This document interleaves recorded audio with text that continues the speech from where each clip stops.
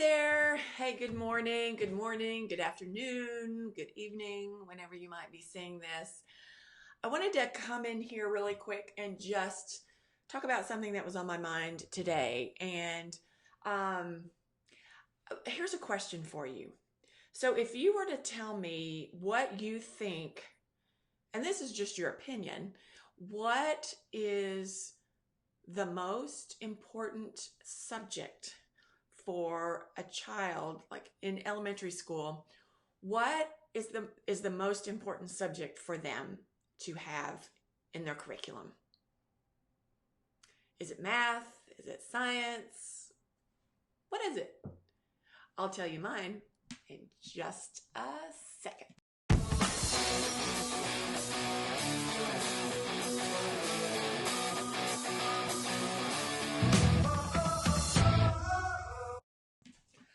So, for those of you that don't know me, my name is Donna Clark. I have a successful theater arts enrichment business for kids. So, I'll bet you can probably figure out what I'm going to say is what I think is some of the most important things that the kids should have in their curriculum at school is the arts, music, theater arts, dance. It is there's proven data that, and the studies have shown that kids that are exposed and participate in the arts do better in test scores. They do better in math and sciences. So those are important subjects, in my opinion, the math and sciences and all of that. But I think as equally as important are the arts. And unfortunately, as we all know, they are the first that are cut from any kind of curriculum, whether it's in elementary school on up. And, there's a lot of reasons why I feel like that the arts are important. There's a lot of reasons. But today I'm just going to talk about one.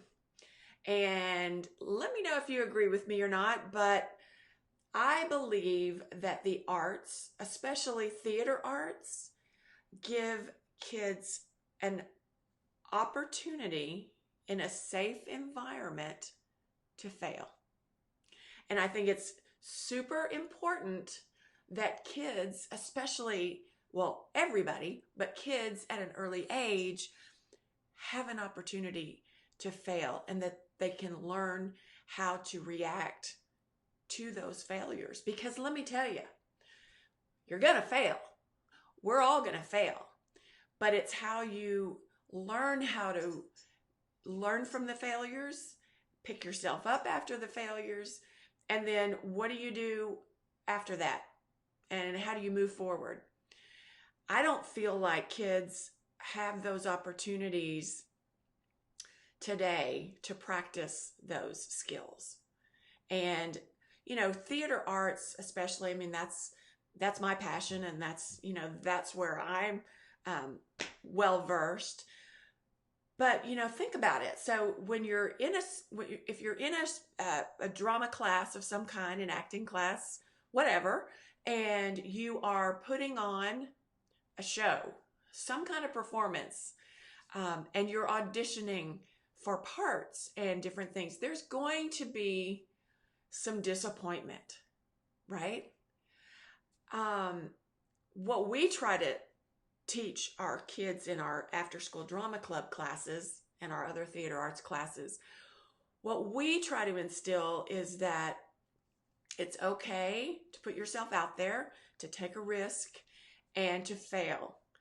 But we want you to learn from that, and we want you to embrace the parts that you do get and work as a team. And at the same time, we believe that it's our duty to help educate the parents of those kids to help support their kids in whatever roles that they get. So, little Johnny over here may be thrilled that he's tree number 2, but Johnny's parents may not think that's good enough.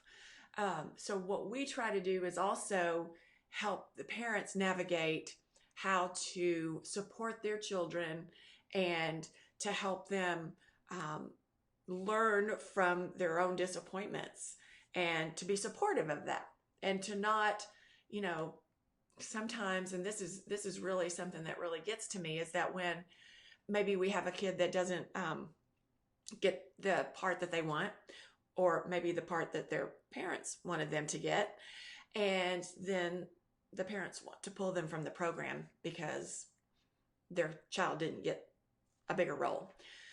So we take that on too as the part of the education process, that we need to help educate and arm the parents with the tools that they need to navigate disappointment that is inevitable.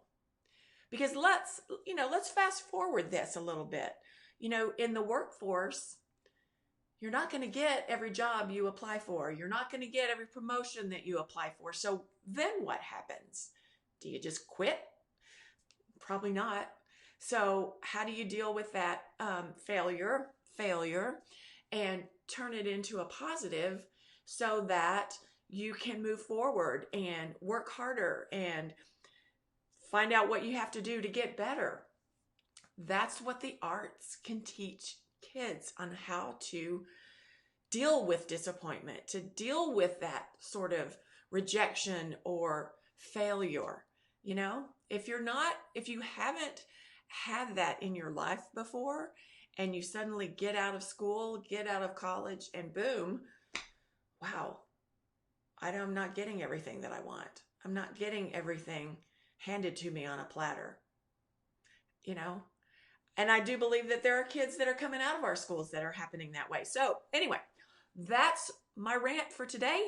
It's all about, I believe that the theater arts and participation in the arts for kids, especially at an early age, sets them up, sets the foundation for them to be able to work with failure, to take risks, and to learn how to do that on a regular basis, so that they're not scared to take a risk, scared to put themselves out there, and realize that, it's okay if I fail. I'll just figure it out and do it differently next time. All right. So here's to failures. Hopefully you are putting yourself out there, taking risks every day. Don't be afraid to fail. And don't be afraid to help kids in your communities get the exposure to the arts programs that they need so desperately, so that they in turn will become awesome adults that aren't afraid to fail, aren't afraid to put themselves out there, and know how to bounce back from disappointment every time. Talk to you soon.